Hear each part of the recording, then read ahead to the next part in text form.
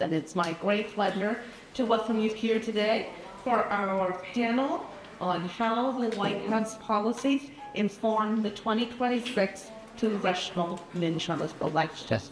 We have much to discuss today, and we have two distinguished speakers whom I will introduce in a moment. I know students are coming in, and it's fine when we get started because we have a lot to address, and we want to make sure that we have maximum time for questions. It is the Kalikow Senior Presidential Fellows Program at Hofstra, designed to bring policy practitioners to the campus to complement the study of presidential leadership, politics, and policy making with real-world experience from experienced senior level practitioners who work at the White House to share from both major political parties to share their perspectives.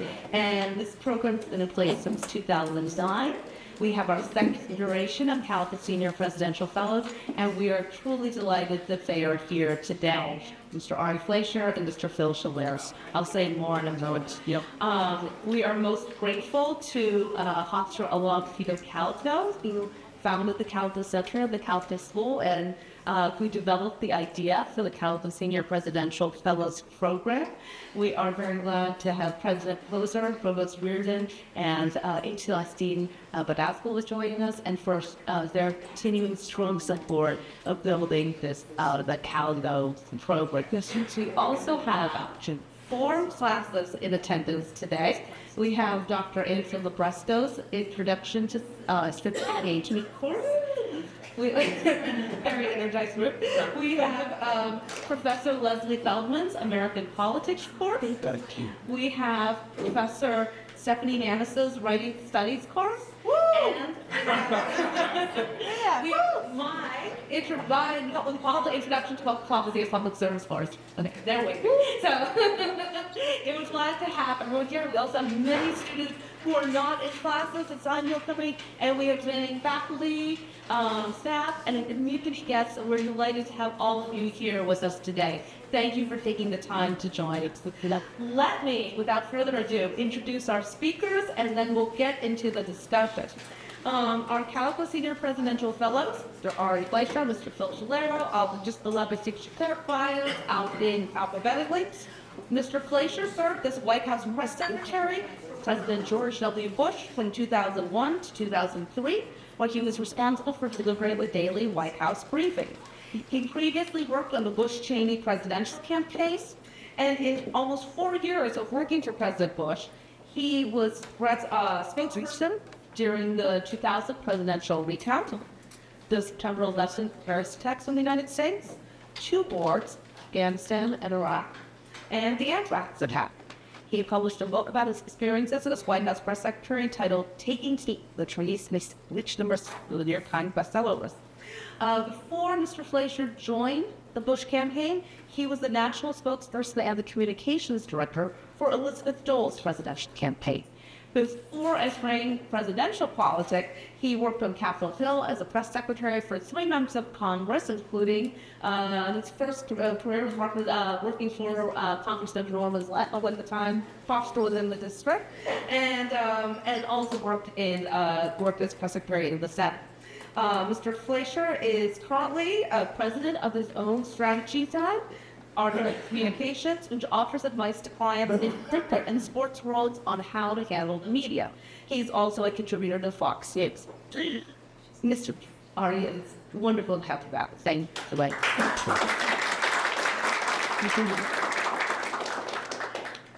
Mr. Phil Schiliro has worked on Capitol Hill for more than 30 years, and as well as in the executive branch. He served as President Obama's Director of Legislative Affairs from 2009 to 2010, then as Special Assistant to the President, and then returned to the Obama administration to serve as the advisor for the implementation of the Affordable Care Act and health policy in 2013 and 2014. As President Obama's chief liaison in Congress, This Schiliro played an instrumental role in the passage of the Electoral Programs and other debates and laws in the phase during the Obama administration. The stimulus package in 2009, the Investment and Recovery Act, and multiple other annual budget bills and multiple other pieces of legislation. So before joining the Obama White House, Mr. Schiliro worked in Congress, serving as Congressman Henry Waxman's chief of staff, worked in that house as staff director for the House Oversight and Governmental Staff Committee, also worked in the Senate as policy director for the Senate Majority Leader in Nashville, and was staff director at the Democratic leadership.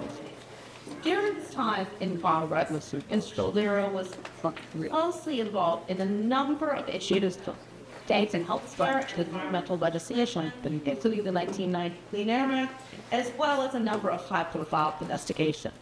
After leaving government, he founded the nonprofit Equal, and a state semester class. He started his political career with learning, studied politics at Hofstra University as a political science major, class of 1978. I'm actually going to make this chair forever. After which he completed his law degree as a real estate law school. So please join me in welcoming both of our speakers.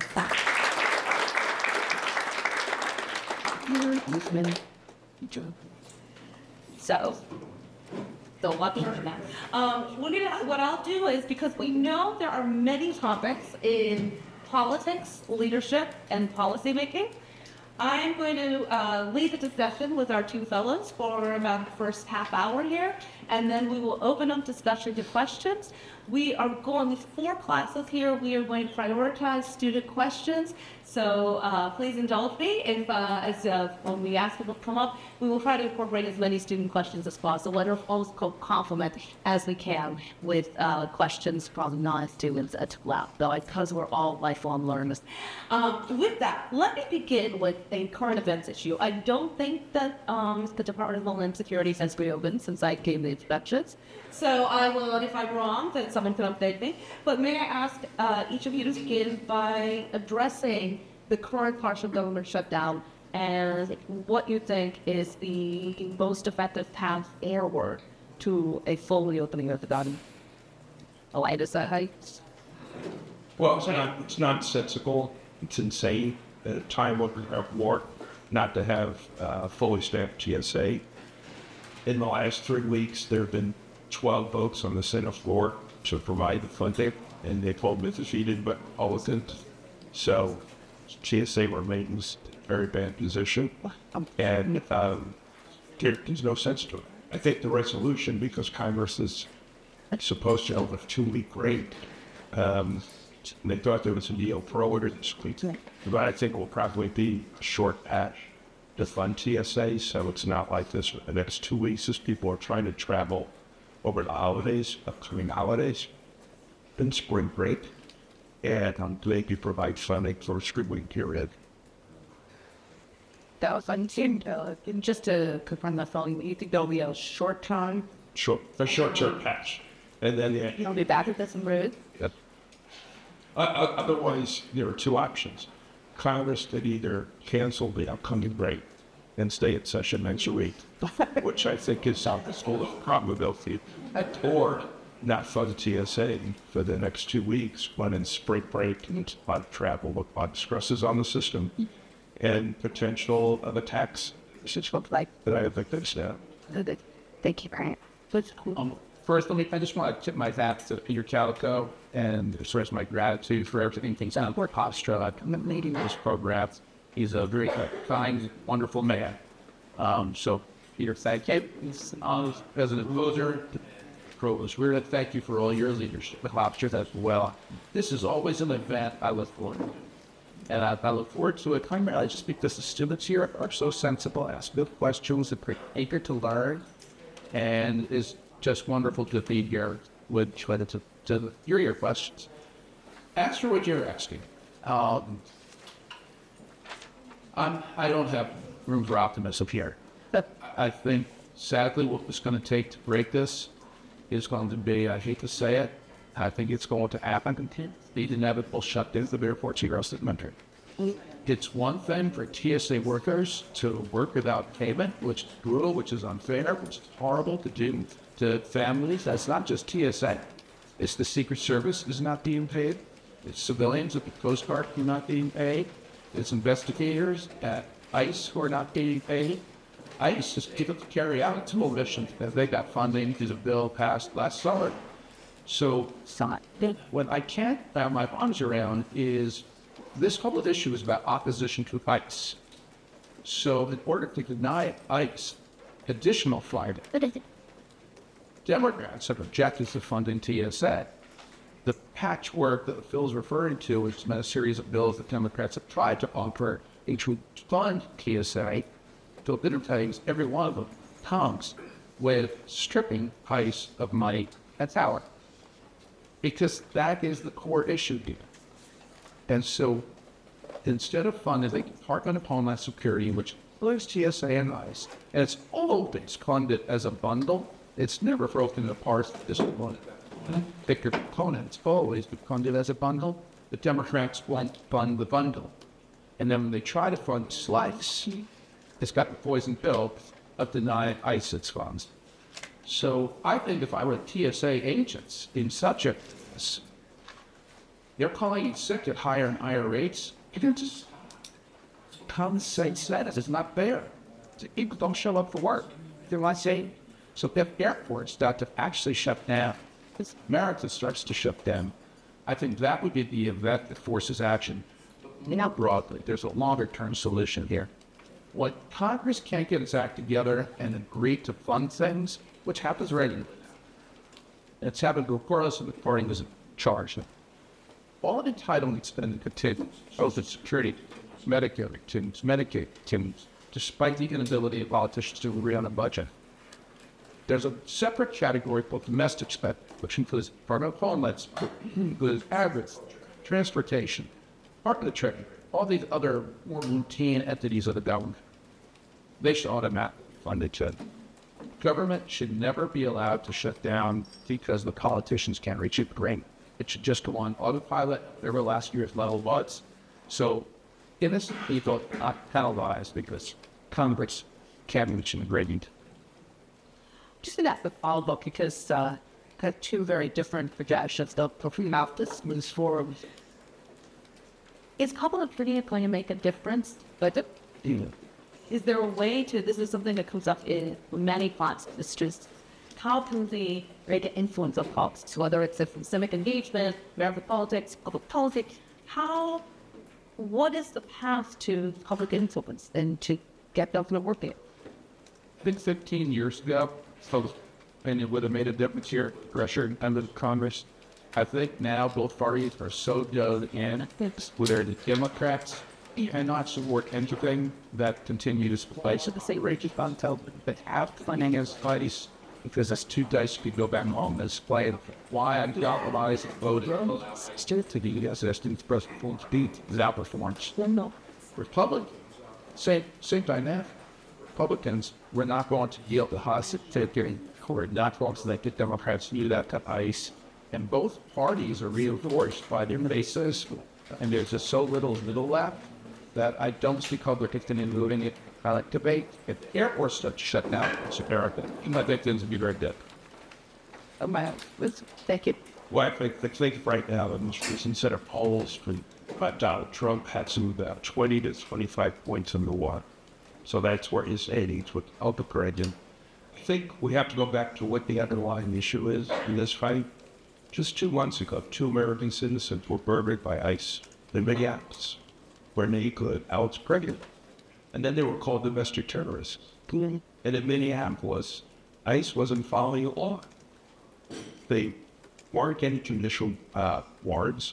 They were using administrative warrants, so they didn't have to go to a judge. They were wearing masks. They weren't showing ID. And there was tremendous abuse in Minneapolis. And there was public revulsion to that.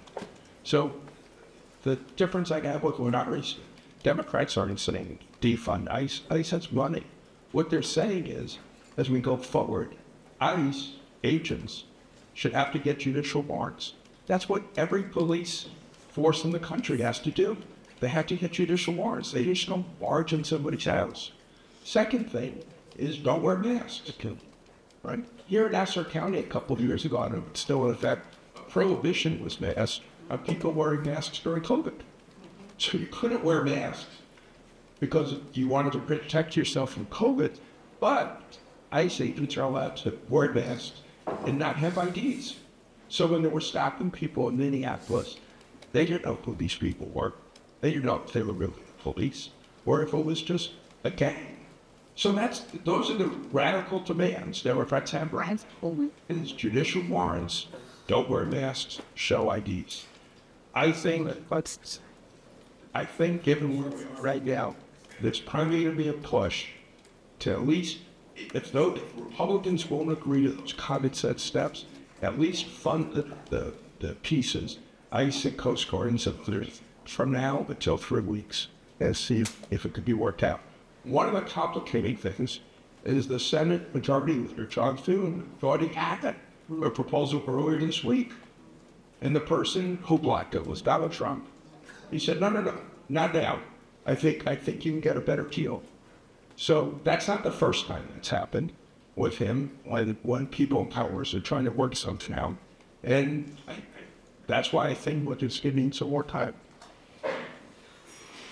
Just a quick follow-up with that. If there were a 3-week extension, would that permit employees, Secret Service, TSA, others to get some back pay? So that they caught up with that time? Other things. Yeah.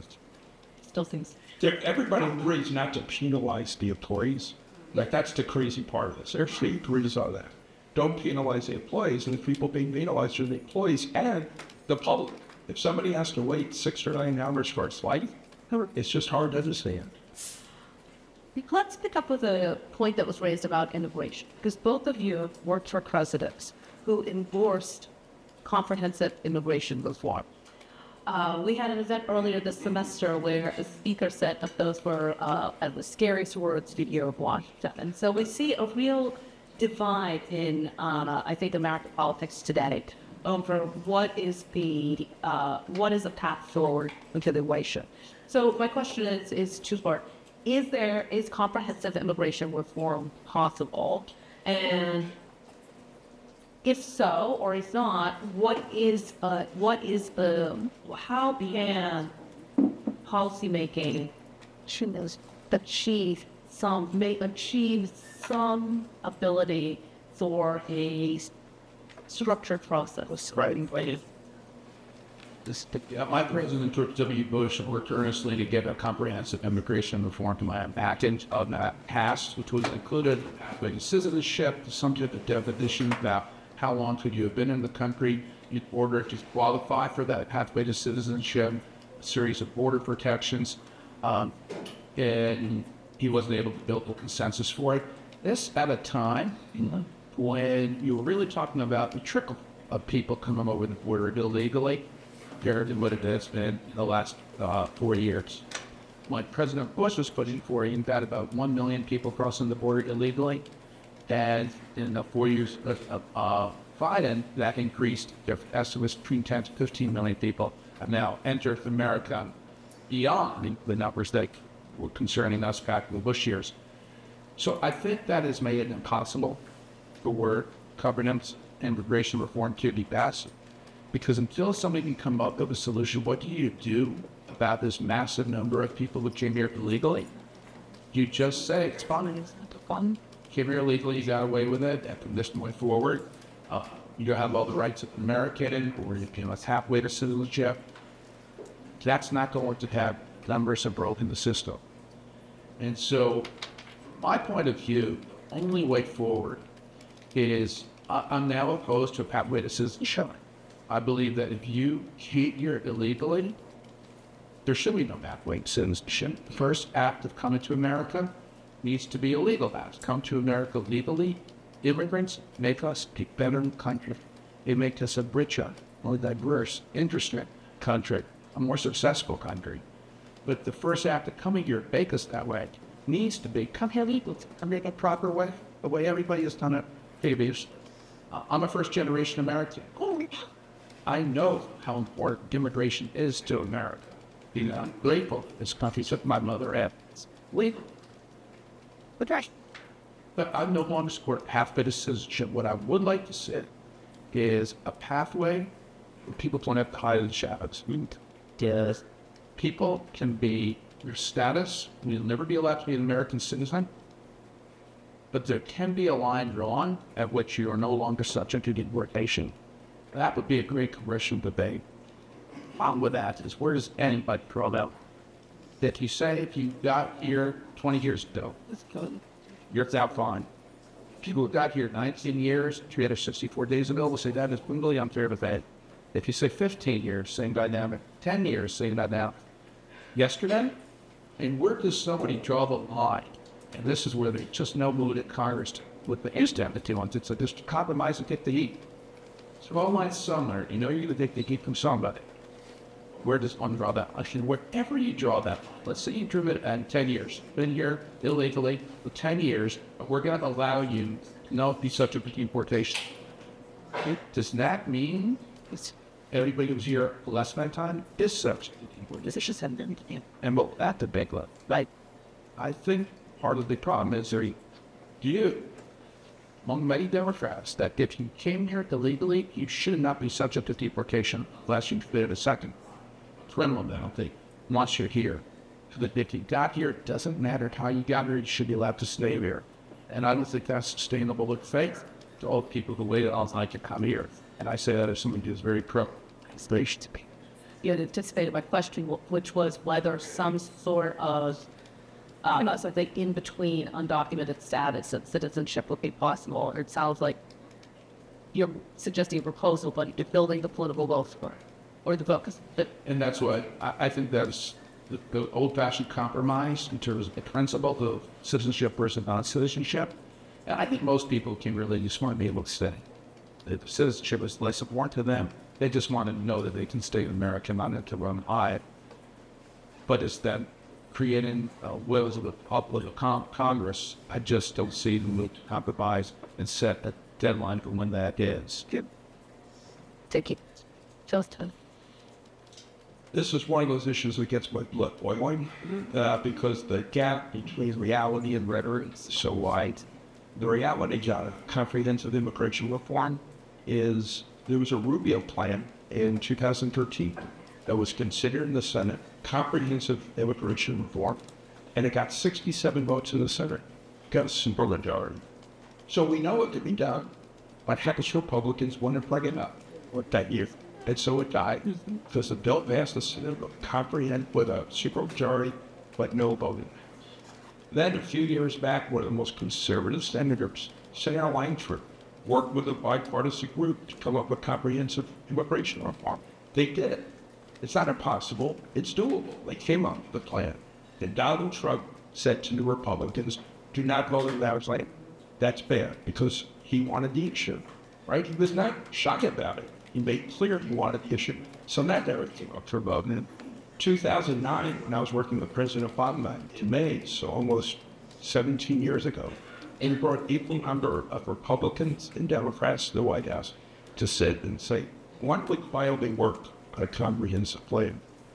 And we couldn't get buy-in from the Republicans on that, even though there would be agreement on the substance. So that's very, very frustrating. And in 2013, what I mentioned with the Rubio plan, President Obama was told, our chances are better to reach agreement if you stay out of it. So we stayed out of it, and they did get an agreement. So the gap here is very wide. Like my grandparents all came from the old.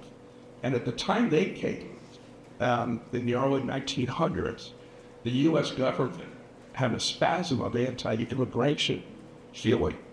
And about 80% of Italians and 80% of Jews coming into Ellis Island were classified as Warrants. Oh my God. That was the feeling back then because there was such a strong anti-immigrant feeling. I think in that group, Polish immigrants were also, they were at 78% as Warrants. And I'd ask the folks here, raise your hands if you think your family originally came from somewhere else. So, okay. Now, raise your hand if you know how it's done in the country. Legally, illegally, right? For my case, I have no idea how my grandparents. I don't know what the situation is. I know for a lot of families who come into the country, they're escaping violence. They're escaping extreme poverty. And they'll come here and take the worst jobs, the very worst jobs in our country, working in meatpacking, like slaughterhouses. They'll do whatever they have to do to support the family. And we somehow make them villains. We make them into this terrible thing. The genius of America, the greatness of America has come from immigrants. Because almost everybody here came originally from somewhere else. So this shouldn't be an issue that scares people. It should be an issue where reasonable people can sit down like the Rubio Group did in 2013, the Lightfoot Group did a few years ago, reach a comprehensive agreement without politics interfering, and go on. That's what happened in the 1980s with the Simpson-Mazzoli bill. It can happen again. I want to follow ups for when we open up for a student question, for our audience questions. I'm going to ask 3 more topics and then we'll open up the discussion. Next one is on the economy. Stay away from anything controversial. Like, she has to talk about foreign policy, organization of elections, or I like to talk about lunch. Infrastructure bill. Ari did say that the Hofstra cookies are the best. Chapter 3. Let's talk about the economy. The recent Supreme Court ruling against President Trump's tariff. The president, the White House have responded that they'll be pursuing other measures with this kind of this into foreign policy slightly, because there are, with the war in Iran, rising gas prices. Before the war and before the tariff ruling, there were questions and concerns about affordability. How is the White House likely to pursue its economic policy agenda in the coming months? And what are the likely consequences to the midterm elections? Well, I'd like to know what their economic policy is, because it's hard to figure out. Number one, in the 14 months since Donald Trump became president, about 200,000 jobs have been created now in this country. In the 12 months before he became president, it was 1.2 million jobs. Then he talks about the awful economy he inherited and the economic miracle kept down. And we got from 1.2 million jobs created before he was in to about 200,000 now. He complained, and Americans complained rightfully, about inflation. The projections now is that inflation this year is going to be around 4%. He was talking about bringing down gas prices. Gas prices in the filled up tank last week, it was $4.80 a gallon. In some places it's over 5 cents a gallon. The economic policy, as far as I can tell, are tariffs. And tariffs are a tax. They're a tax on everyday Americans. When they buy their goods, they're more expensive. That's, to me, the most important thing. And the Supreme Court made a ruling about a month ago, knocking down what the president wanted to do. So now they're doing a workaround to impose more tariffs. And for the life of me, I don't understand it as an economic policy. Last year, part of the economic policy was DOGE. Came in, made scattershot cuts. Now they're hiring all the people back who got fired. So it's inefficiency and a incompetent government at its worst, and I just don't see the plan. Yeah, but the plan is largely what passed last summer in what was called the Big Beautiful Bill, which was basically a plan to stop massive tax increases from taking place. Had that bill not been passed into law, the previous tax cuts were set to expire.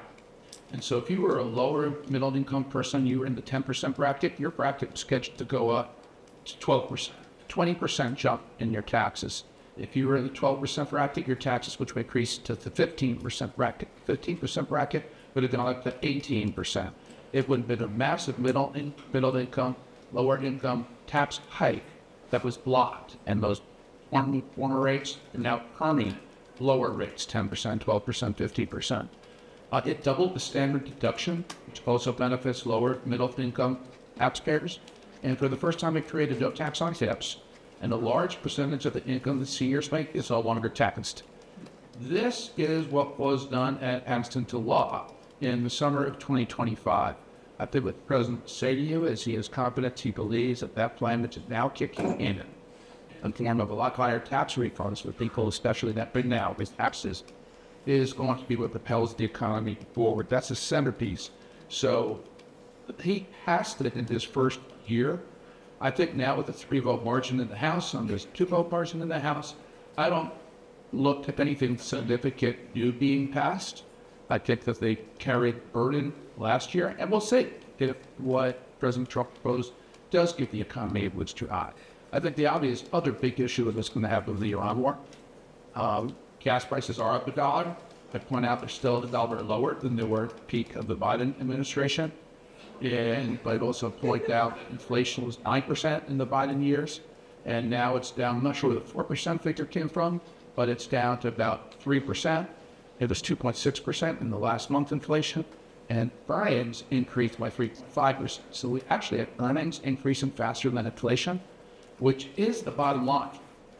There's always be some level of inflation, but what makes people feel good is paychecks are going up. It's kind of common sense. Paychecks are going up. People are going to feel better about their economic condition. Whether that'll be enough to save Republicans in the fall elections is a totally different issue. I think that the mood of the country is sufficiently anti-Trump. Phil's right about the president's job approval rating. It's about a 20% gap that Republicans are going to lose the House in the November election. The Senate is going to be very dicey. The Senate should stay Republican just by virtue of which seats are up in 2026. But if there's a wave election, it's not going to be a pro-Republican wave. It's going to be a pro-Democrat. It will be an anti-Trump wave. And it's not, you can see Republicans could also lose the Senate. I think that's far more gallant because likely they'll lose the House. With the economics, we're going to find out. And if the war in Iran is successful and the price of oil plunges and the stock market soars, that's going to change everybody's mood. It's about the economy very quickly, and you have to keep your eye on them too. I want to follow up on Iran a bit, but I think I'd be remiss if we didn't talk just about the current economic situation for Americans and questions about the national, annual deficit, budget deficits, and the national debt. And I wonder if this is something that comes up in classes a lot for students who are in college now, looking ahead to the future. We discussed in my policy class, we can talk a lot about Social Security and how you keep that going. There was a study that came out last week that said Social Security, the trust funds, was being eliminated by 2032, which is much sooner than expected. Now, and yet, not that it the ends of the surplus looking for it, right? And then it's something like just decades change, whether it's 2032, 2040, there are concerns. And that is just one of many variables here about kind of the long-term economic health of the United States will Trump per century. So could you both comment on the Republicans and Democrats are pretty far apart, I would say, in how they think the economic health of the country can be sustained? Could you offer your share your perspective? The deficit is the big issue that no party's doing. Everybody's sort of just giving up on it. If there's anything that's been new in policy that affects the deficit, it is tariffs. So tariffs is a good idea or a bad idea. It has brought in hundreds of billions of dollars of revenue to the government. It's on an annual basis. And so if you were to eliminate all tariffs, it would increase the deficit. I don't know that that means should or shouldn't support tariffs. There's a bigger economic issue about whether tariffs are right or wrong. And I think the jury is out on that. I will simply say, if we were to eliminate all the tariffs that Trump imposed, all the tariffs that exist against us still are in place. I mean, try selling agricultural products to France. You can't. American agriculture is not allowed in France virtually, simply because of French tariffs. And try selling American automobiles here. You can't, because of tariff policies against the United States. So one of the interesting things to me as somebody who was raised to believe tariffs are economically wrong idea is reciprocity. Why should they just do it to us? We're not allowed to do it to them. Because that is the reality around the world. Often see, for the rest of the economic question, Social Security, Medicare, Medicaid are the entitlement programs that drive spending. And neither party showed a willingness to take that on. The last person who tried was my boss, George W. Bush, who tried to reform Social Security. If he had done it and allowed people to have private accounts to supplement the current Social Security system, particularly for younger people, it's amazing how much more rich people would be. stock market gains since George Bush was in office. The Dow was at 7,500 in 2010. The Dow is now for 40,000. If people had private accounts, that would be their source of retirement income. They can go along with that, and so we currently have the same one system fits all Social Security system, which is gone. So I don't know that anybody's got the courage to take on entitlements. The Democrat answer, of course, is to raise taxes. And raise taxes on everybody. That's, as I said, opposition to the big, beautiful bill meant taxes go up on lower middle income, lower income people. And you see it play out in New York State, where Mayor Mondami is seeking the Democratic Deputy work to raise taxes on the rich. And she knows what will happen if that happens. She knows New York is already bleeding taxpayers. And that's why she opposes the socialist mayor of New York and said the answer is tax base. New York has lost so much of its income tax paying citizenry, and it'll lose even more if taxes go up the rich. So that has been the Democrat answer to everything. Deficit is raise taxes, at the same time massively increasing spending. So I don't think other parties can answer that. I hate this deficit right now. I think the mayor just is in on some of that book, right? He's done time on the little reason part. And the property tax, but still wants to raise income tax on top payers, which is what Focal is opposed when she knows when the taxpayers spent it. And There's another issue that gets wiped away, please. So, I'm going to have to comment after this. Look, for the students here, quick history, okay? Jimmy Carter was president in 1980, and the big issue against him was the deficit was out of control. So Ronald Reagan was the elected president. The deficit in 1980 was $60 billion, and that was the defining issue. At that point, the national debt was $1 trillion. 6 years after Ronald Reagan was in office, we were running $200 billion deficits a year. So it went from $60 billion to $200 billion because a massive tax cut was enacted. The idea was that you cut taxes, there was going to be growth, and growth was going to fill the coffers, and so we have a surplus. That's what was predicted. That didn't happen. I'm not making it up. You can look at us. The numbers are very clear. Then an agreement was reached when George Bush was president. He agreed to raise taxes, and as a result, there was a revolt in his party, even though spending was getting cut. And then Bill Clinton became president. And I'm sorry to go through all this, but I want it to be fact-based. Bill Clinton became president and decided to work with Republicans in a bipartisan way to get deficits under control. And in the last 2 years of the Clinton administration, we ran surpluses. Then the Bush administration came in. And Dick Cheney at that point said deficits don't matter. And so we went to war in Iraq. We didn't raise taxes to pay for the war. And then we were in an era of increasing deficits again. And Barack Obama came in. And I differ with Ari because I was there. Barack Obama was willing to make changes to the Social Security system. He was willing to make changes, even though a lot of Democrats weren't happy with it, to how benefits would be calculated. And the people who wouldn't agree to it were Republicans because it was dicey for them to get an agreement. So that never happened. By the end of the Obama administration, even though he inherited enormous deficits because of the recession, deficits were coming down.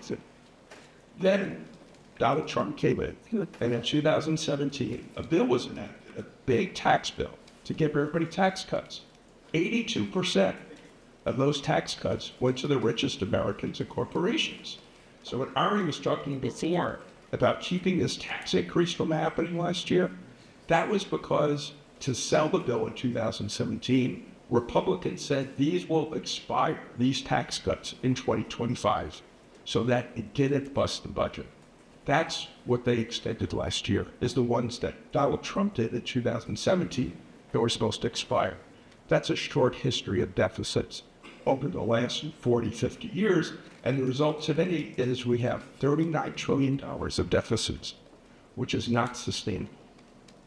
When it comes to something like Social Security, and encourage people to go back and look at what was said when Social Security was being enacted in the 1930s and what the conditions were.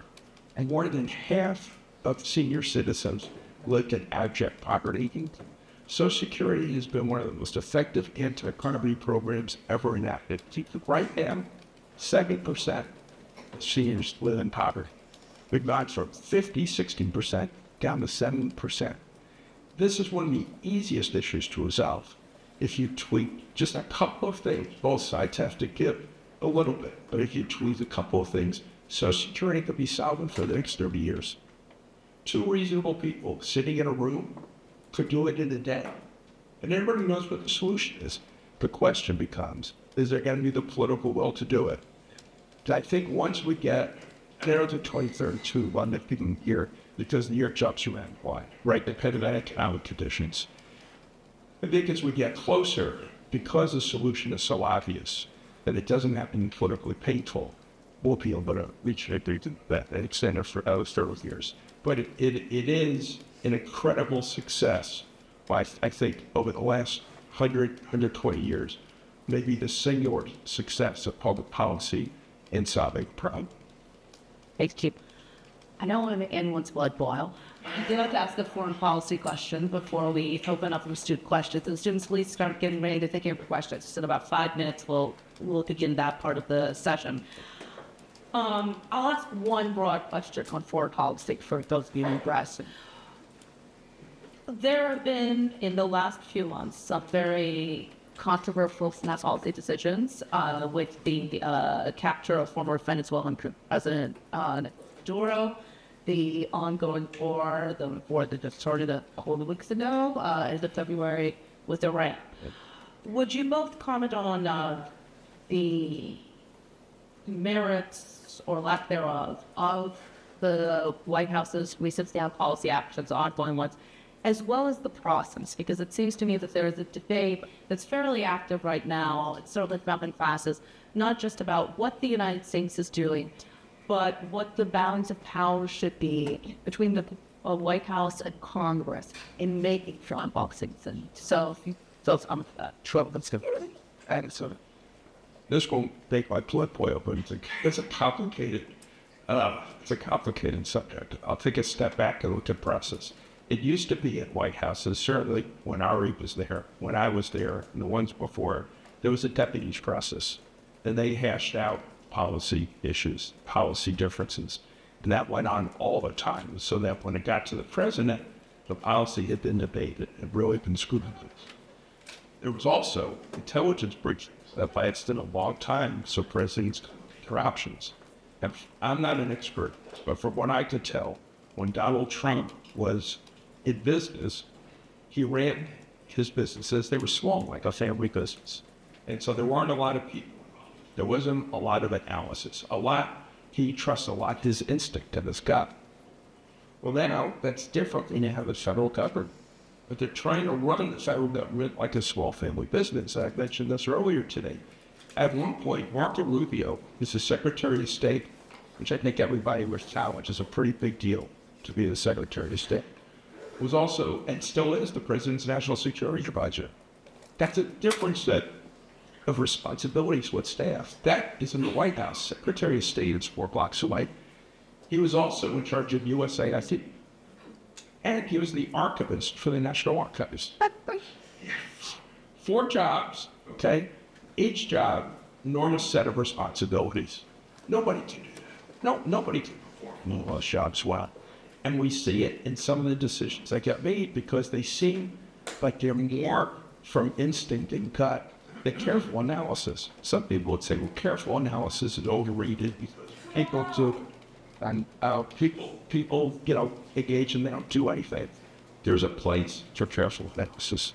In this war that we're in, the president made a State of the Union speech 5 days before we attacked Iran and spent about 30 seconds in the speech on that. He didn't tell the American people why we were doing it. He didn't explain anything about the war. It was just mentioned in passing. Then we got into the war. There was a disagreement in the administration why we were in the war. Secretary of State Rubio and the National Security Advisor, also Rubio, said we got in because Israel was going to go in and we were going to be at risk if we didn't join them. The president disagreed with that. He said we went in because there was an imminent threat. But in June of last year, President went on TV when we attacked Iran and said we obliterated Iran's weaponry. So they were no threat. So somehow between June of last year and then a month ago, Iran became a threat again, according to the president. As we've executed the war, the military has been, as expected, outstanding.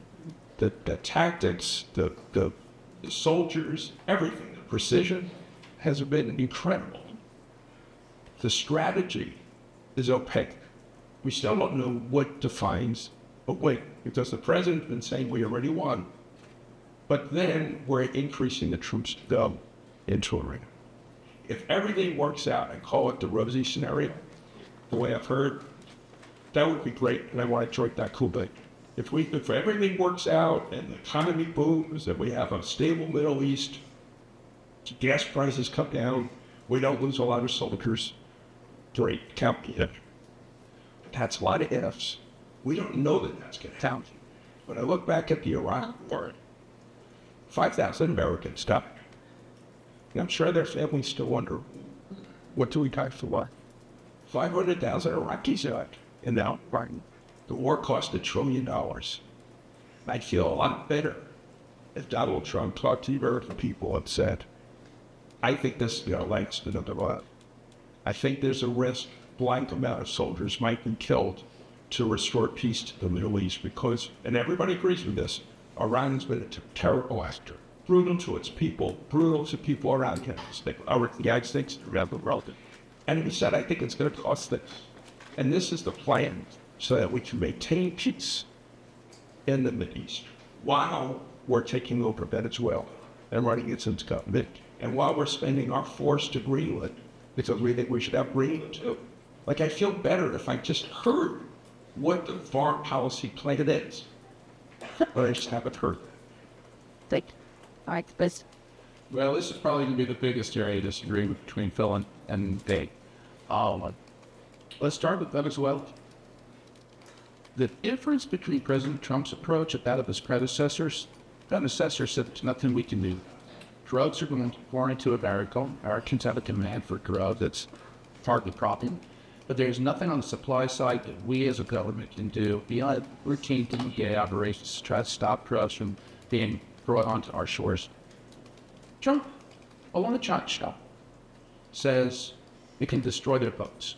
And we can say, I'm going to protect this country. I'm going to use America's military force to stop the supply from coming in as best we're able to do. And he doesn't. People say, you can't do that. How can you do that? And Trump says, because we're not the terrorists. That's a fair debate to have. I'll tell you, I think we are a much better country.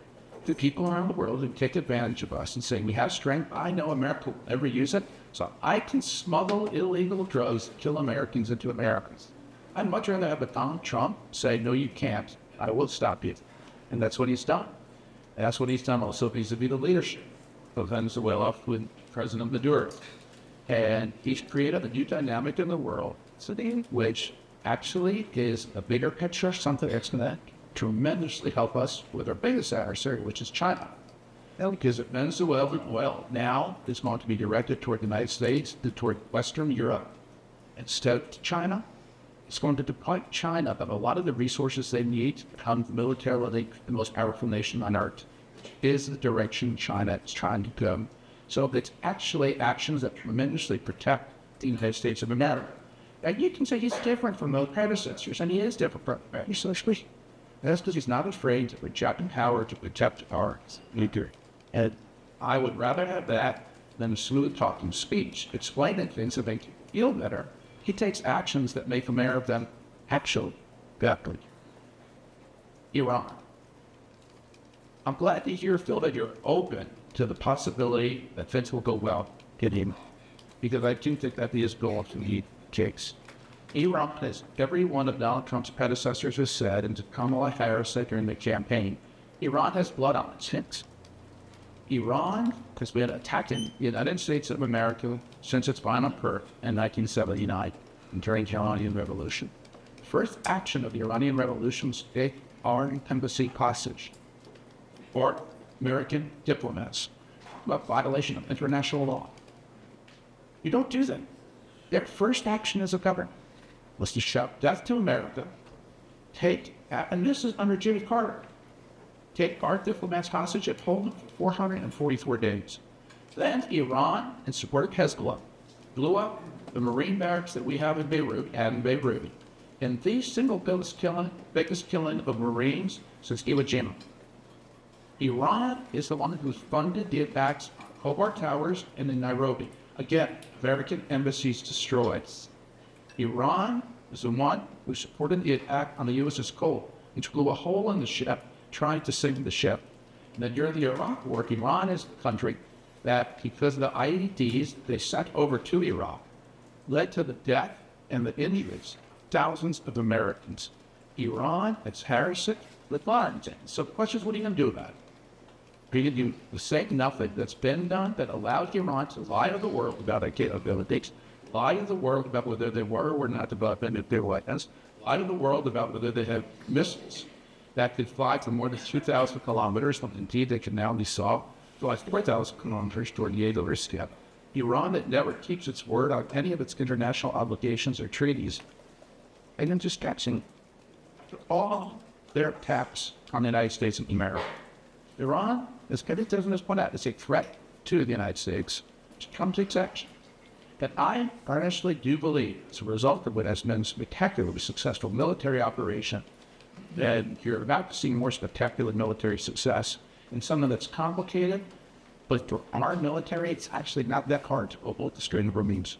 It's going to require clearing out patches and areas on the Iranian shore along the Strait of Hormuz, so that the Iranians cannot use that shoreline to attack ships coming through. The Strait of Hormuz is going to be opened. They have drilled this for decades in the United States military. They'll tell you it's complicated, it's multi-layered, which is why it's taking some time to get ready for us to do it. But once we do it, it's going to happen. And then in terms of exporting the ships through, you don't need to clear out the mines that likely have been placed there across the whole width of the Gulf. All you need is a narrow passage for ships to go through. This is an economic problem that is on the verge of being solved through America's tremendous military abilities. And when that economic problem is solved, the price of gas is going to plunge. The world economy is going to change in dramatic ways. China is going to be set back dramatically again because they depend on Iran for its oil. And to remind you, that oil is sanctioned. Does everyone can lie? Because they're not supposed to be providing oil to China or anybody else. If they do it anyway, it's another part of their violation of the agreements that they entered into. So finally, the bull in the China shop, the guy who doesn't give the speech explaining it all, comes out and actually takes action. And this is why I feel I'm glad you are open-minded to it. We'll know who's right or wrong in about months. And I think you're going to see that happened what Trump did, a much better, more peaceful world is going to develop, and especially for the Middle East, where all of us, for our entire lives, have lived thinking that terrorism is just a way of life. It is just the way it has to be. Why? Western Europe isn't like that. Western Europe isn't like that. Eastern Europe isn't like that. Much of Asia isn't like that. Why does the Middle East have to be like that? It's a principal reason is because of Iranian support for terrorism in Yemen, Syria, and for Hezbollah with Hamas, and that's drying up.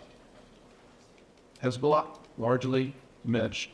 Hamas largely diminished. Yemen remains, but they haven't interested join this war yet. It just this morning, the United Arab Emirates said that if there is a ground invasion of Iran in any way, they will participate in it.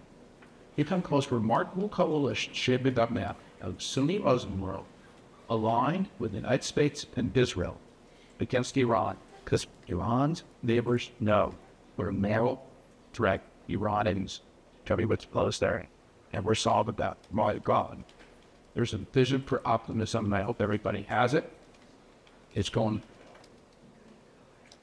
Thank you both. I'd like to ask follow-ups, but it's the time that we've had. We've already discussed the partial shutdown, the economy, tariffs, immigration, and foreign policy.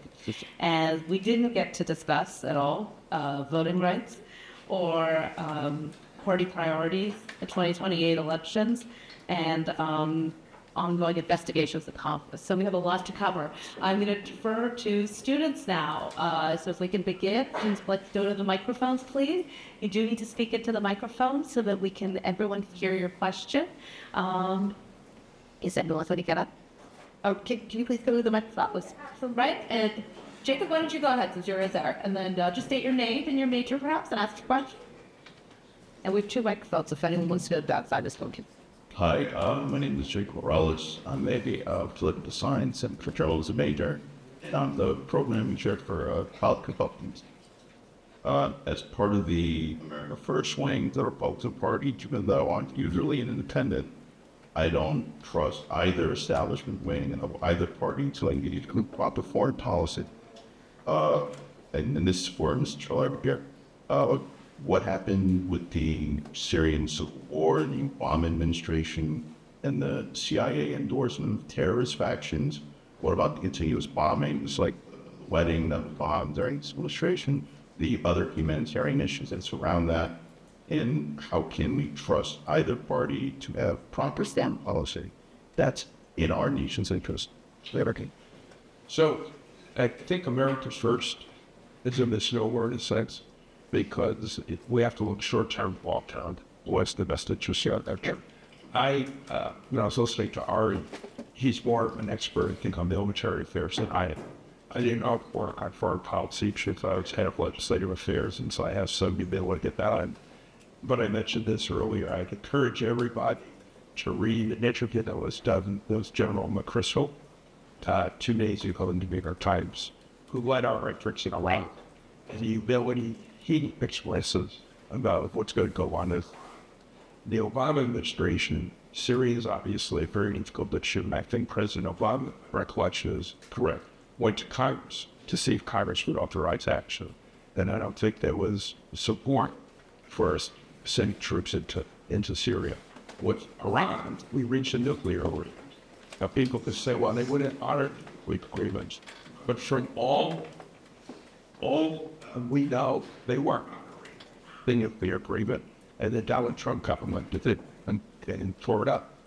And so that's freed up Iran to do a lot more. I think if we look at history in the last 50 or 60 years, foreign policy has been the area what both Democratic and Republican administrations have really struggled. And so I'm not saying you people should be cynical about it, but you should be skeptical. Of course, Jim. Thank you. By the way, you need a radio show. You got a great voice. Sponsor me! Sponsor me, okay? If I get radio, you two better sponsor me. Let's hear the question. Absolutely. So I'm asking from your insider's point of view, not from some analyst with an political insider's point of view. So what is the difference between Trump's general operandi and motives compared to, well, George Bush and Obama? Because you two know these respective presidents really well. So I want to know the difference in between Trump's operandi and how he executes it. Thank you. Good question. I'll go first on that. It's totally the opposite of Bill Bush and Obama. But I think Bill made a very interesting point. Donald Trump doesn't explain what he's wanting to do. He asserts things and then takes action. George W. Bush, Barack Obama, the traditional way of presidency is to lay the groundwork, give a series of speeches, move public opinion, and it's been the time-honored tradition. That's how American presidents proceed. Trump's just different. And I don't know if that's for better or worse. I think we'll get it from the results of what happens in Venezuela over the next 6 months to a year. We're going to know about Iran probably next month or two. And so if he didn't give the speeches setting up the predicate, but the result turns out to be very pro-American and good for the world, I'm not sure what I think yet about the need for those speeches. The action is going to be what he's really measured by. George Bush did a good job in the lead up to the White House in establishing what we thought was the ground truth, which was that Iraq had weapons of mass destruction. We were told that by the CIA, and we honestly believed it. I believed it. I routinely said it, and I said it. And this makes my blood boil. So it's like not that anybody bought it. We said it because the CIA concluded it, and then Bush took action on it. So I appreciate the difference in style between the people I was used to and Trump's throwing all that out the window. But my point to you is keep your mind open about judging results, not just style of communication. Yeah, definitely. That's what I agree with for sure. And you? I don't believe laws are niceties. I think laws have a purpose. I think international agreements have a purpose. So when it comes to something like Venezuela, we didn't need to crank it for no need to Venezuela. Now, we could have tried with like put in the heart to the fact, but we didn't do that. I mean, when I think about the process Ari just talked about, how the president acts, it seems to be worrying and hope it didn't work out. That didn't work in his businesses. It didn't affect 5 times, right? So it didn't work there. Ari used the analogy of a bull out of China shop. And I said this earlier today. John Mulaney, if anybody knows who John Mulaney is, the comics, he has a thing where he talks about Trump as a horse in hospital. Usually good things don't happen to a horse running in a hospital. Something could happen that's good. Maybe somebody would be happy to see the horse in the hospital. But that's a dangerous way to proceed. So I'm not in favor of the bull in the China shop theory or the horse in the hospital. I'd rather have a president who's decisive, who's not afraid to take action, but is doing it based on facts, analysis, and then knows what the enemy is. Yes, because usually, I want to correct one thing Phil said, because the second time you said it. Phil intimates the president doesn't listen to briefings, he's not told, he runs things like family business. Just last week, John Rapp, the head of the CIA, was asked at a congressional hearing how often he briefs the president and talks to the president, and his answer was 10 to 15 times per week, is how often he talks to the president or meets with the president.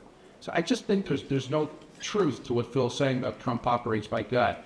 He has people in place that he trusts, he listens to, he is briefed on the policies and the nuances of it, and that's for Rubio and how busy he is. That's great, he's not spending much time with the National Archives. But I'll remind you that Henry Kissinger was both the National Security Advisor and the Secretary of State. It has been done before. Rubio's doing it quite well. I think everybody is doing Rubio high marks. That's the only question. Well, we'll respond to that and we'll move to the next question. Okay? Well, I'd say if he's doing well and he and the president disagree, why was that it? Because Marco Rubio clearly said we got in because Israel was going to attack. And if we didn't help, we were going to get dangerous. Among reasons. I watched it. I listened to it. Watched it 5 times. He didn't say a lot. I said this was the reason. He's regularly said he says Iran goes to threat to the nation. And as for the briefings, there are stories out today that the briefings really consistent. It's not watching videos of things people about. No, this was like 4th rules. Let's move on to the next question. Thank you. Side, please. sorry, I was getting a cold yesterday. This is a little bit dying, so I sound a little strange. My question is more about, because I know a big important part of foreign policy is how we portray our foreign policy to the public.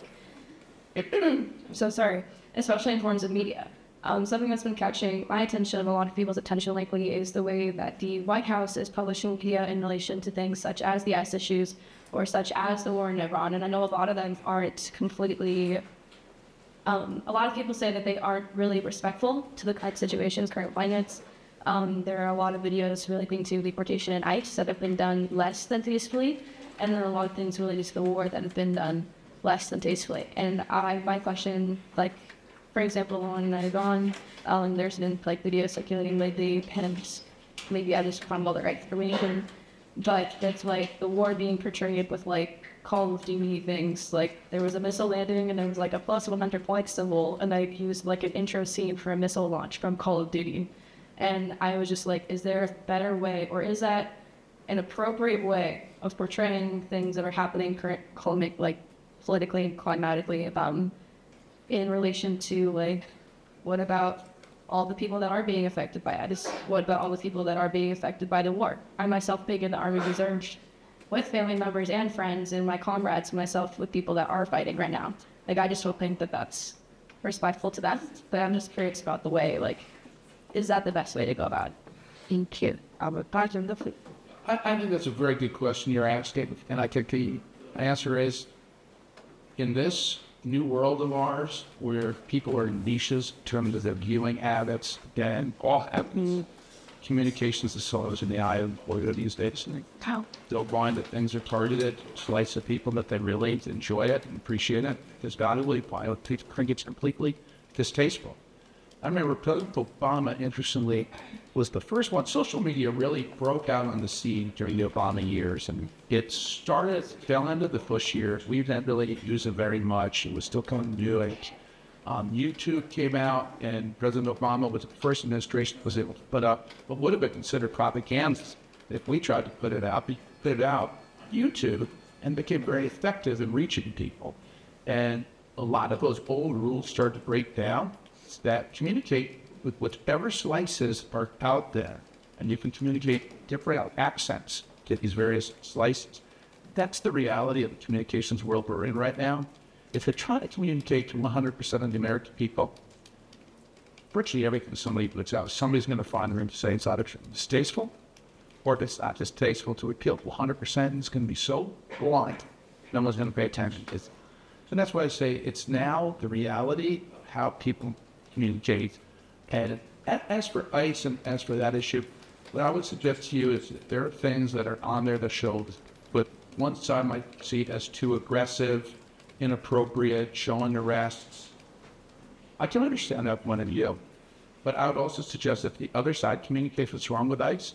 They're neglected to put in there the Americans who have been killed by people who shouldn't be in this country because they came here illegal.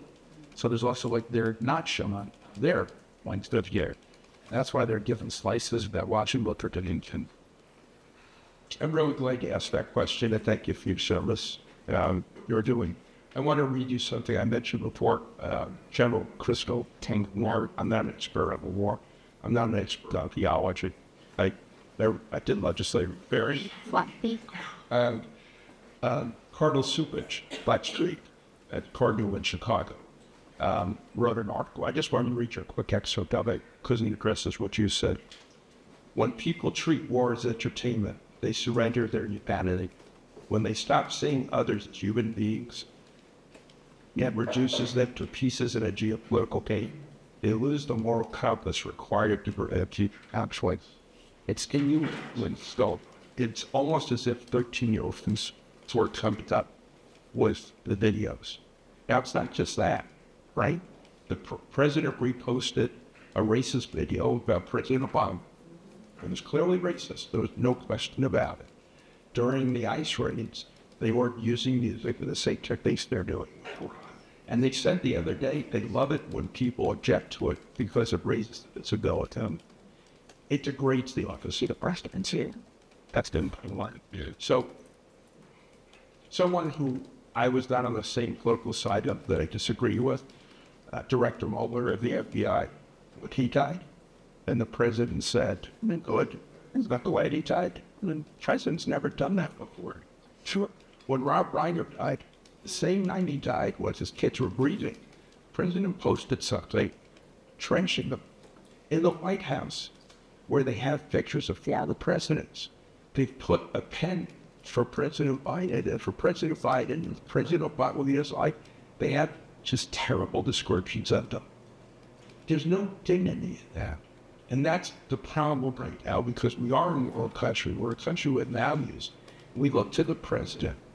I've talked about this before. Among the top 3 or 4 things you're looking for a president is one, to set a moral example for the country.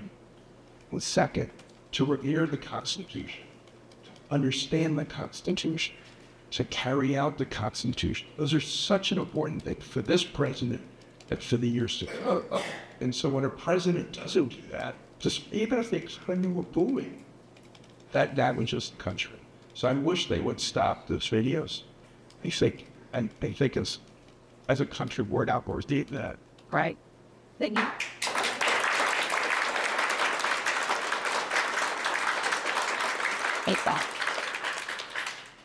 So there's 2 foreign policy things that I've been very Trump-esque, and I'm not sure why Trump hasn't decided to do them.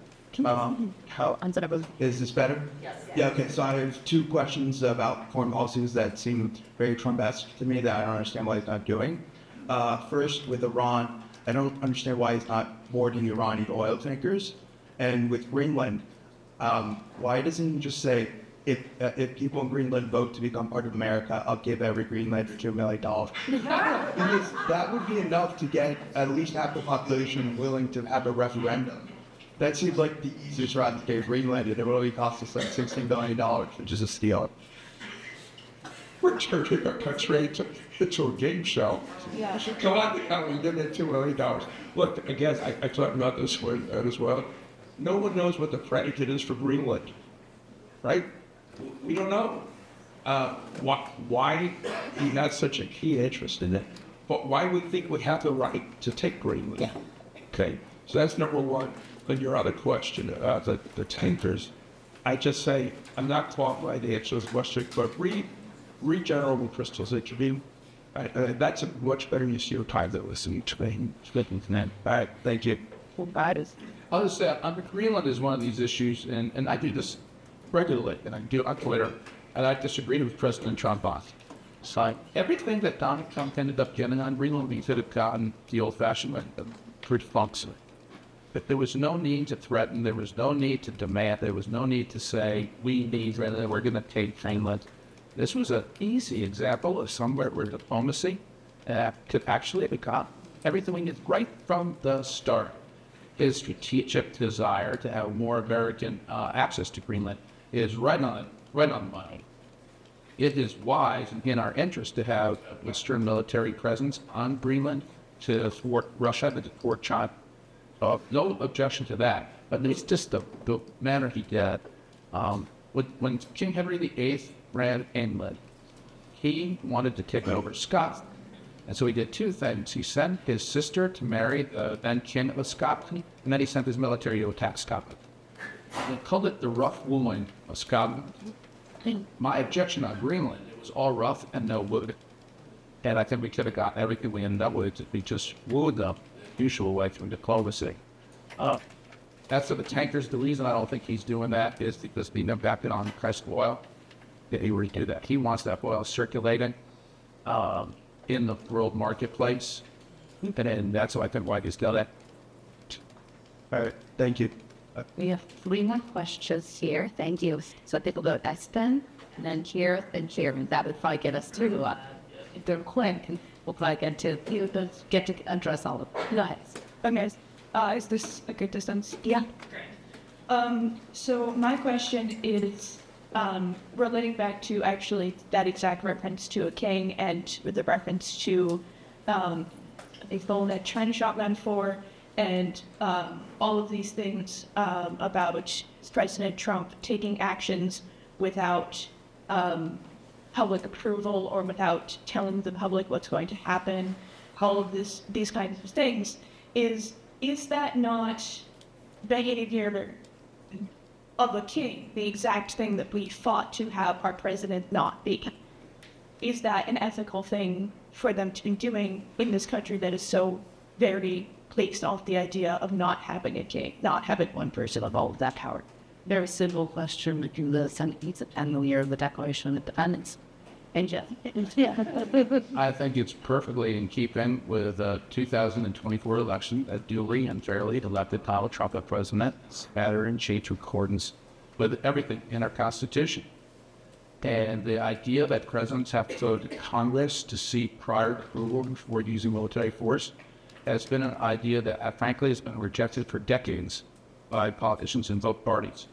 When President Clinton used the Air Force to bomb Serbia into submission in the late 1990s, when Serbians were slaughtering Muslims in then Kosovo, there was no vote in Congress. Clinton just did it. When President Obama bombed Libya, from behind, there was no vote in Congress to do it. He just did it. Similar here. This goes back to the Work Powers Resolution, the passage of the Work Powers Act, which many people say is unconstitutional. So just as a matter of constitution and law, I understand the opposition and the angst to Donald Trump. I understand the way people reject the way he does things and how he does things. But I don't see that he has violated the Constitution. And the most important thing of all, the notion that Donald Trump just more powerful than our Constitution, his short shrink to our Constitution, its great strengths.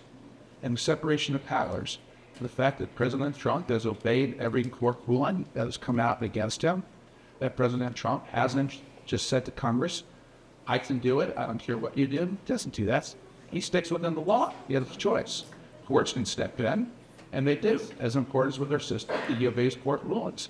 So I think that's this whole King's notion is just part of the opposition to a man whose strength, who was letting America, whose will and determination, who, all of this was brought before the American people in 2024, that he won the plurality of the votes. He won every single battleground state in 24. He even won states that were not battleground states, like Nevada, which is the state that Hillary Clinton won it in 2016. Trump won it. So I think this has been litigated by the American people, and the American people are the ones who chose him. Not a monarch, not a monarchy. A fair and free American election, which President Trump wants. So it's an excellent question. And I just point out that when President Obama won re-election in 2012 by a much bigger margin than Donald Trump did in 24, it's the person who tweeted that night, "We have to fight to take our country back," was Donald Trump. He didn't accept the results of that open chat. Tucker Carlson, so that's somebody I generally listen to his podcast. He had a quote in 2020 after the President Trump didn't accept the election results. And what he said, what Donald Trump is a destroyer of things. He's the unquiet, disputed champion of that. He's a demonic force, a destroyer. And I think I can't say I associate myself with those remarks. I'm just telling you what Tucker Carlson said from his standpoint. But I think what you were getting at, the visual demonstration, was when the president blew up Peace White. He said he wasn't going to touch it. Said that not going to touch it. We're going to redecorate. He loves to redecorate stuff. We're not going to touch it. And then just blew it up. Yeah. It said we're going ahead and I'm going to get money from other folks, even though the way he's doing it violates the clear statute on the books. Right?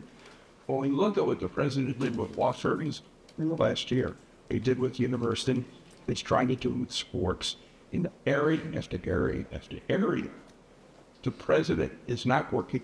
It's not working with the American people. It's just doing it. So that's what his approach. It's easier to do it that way. Then you have to look at the difference between democracy and autocracy, and what are the key elements of both. See how they match out. I can't tell you where we are in that scale, but that's a good thing. Thank you. We have two questions. I'm going to ask both speakers if you would please ask your question, and then I'll ask the fellows who've spoken. Well, two organized questions. One about tariffs and one about immigration. If the immigration, the unlawful immigration, is increased by over millions, what that sort of was, I have to wonder what those million people are doing. They have to be working at something. And it would seem that sending ICE union farming areas to find the workers or chicken fuckers would be better than Minneapolis. If you are to take a illegal immigrant and leave them like country, that's more than that's like that, and open up a thing. In the chat, I was watching 60 Minutes Sunday, and the United States has a big security problem about not having enough tankers to go around the world. And Trump said, we're going to fix that. And yet, the deciding factor is that we can't forward it because of Trump tariffs on our steel. So those two things don't seem to go together. And open-ended questions, either or. Thank you. And let me also take this question, and then it's just so please. I'm very worried about the November elections. I'm worried that President Trump will send in ICE to the voting areas, and that will frighten people who will stay away. And even though I heard you said about the polls now, that his supporters will win the election. And the last 2 years of his presidency, consequently, will be a lot worse than the first 2 years. Please tell me that my fears are excessive. So we have counter topic, immigration, tariffs, and elections. And I think each can do 90 seconds, then we'll be right on time. But I'd say try not to think about that when you go to sleep at night, so you get a good night's sleep. I know, that's what I'm saying. Don't think about it at night. I think the reason people are concerned about that is because of January 6th. Because we had a clear election, a clear winner, and Dr. Trump refused to accept the result and resorted to violence in that case. I think it's harder to do in the midterm elections, especially if the trend right now, there have been 24 elections basically in districts that Republicans have, that Democrats have won in the last 18 months or so, or 16 months. And there hasn't been a single district flipped like that Republicans won. Now, it's too early to predict what's going to happen in November, right? History tells us Democrats should win, but that doesn't mean on the merits they will win. But if they do win on the merits and it's a weak election, I think it's too hard to do what you said. On the other questions about immigration and tariffs, I think in the Biden years, there's about 5 million people came into the country illegally. There are other numbers higher, but the most authoritative numbers I saw are about 5 million. And you're right in terms of its selective enforcement of immigration laws right now. And we'll see in the months to come whether that evens out a little bit. And on tariffs on steel, tariffs just make everything more expensive, don't they? Yeah, on the deportation question, one is because those states that you mentioned, where the meatpacking places are, agriculture are mostly, and Republican states, those states are not sanctuary states. They're actually cooperating with ICE. So there's a lot of things that you don't see because a lot of the arrests of people with criminal records are taking place in the jails because they're not sanctuary cities. In Minneapolis, they let people in the jails out, and then they have to be arrested on the streets to plain view, which created the cycle of violence. So it's a question of sanctuary, non-sanctuary. As for the question about ICE, I think it would be a terrible mistake if ICE is sent to the polling places in the midterm election. Because if it's seen as an act of intimidation, then it's just not how we do elections. It's going to be. And I'll say that if that's the case. But I do think this is one of those issues. It's kind of like, I've heard this before.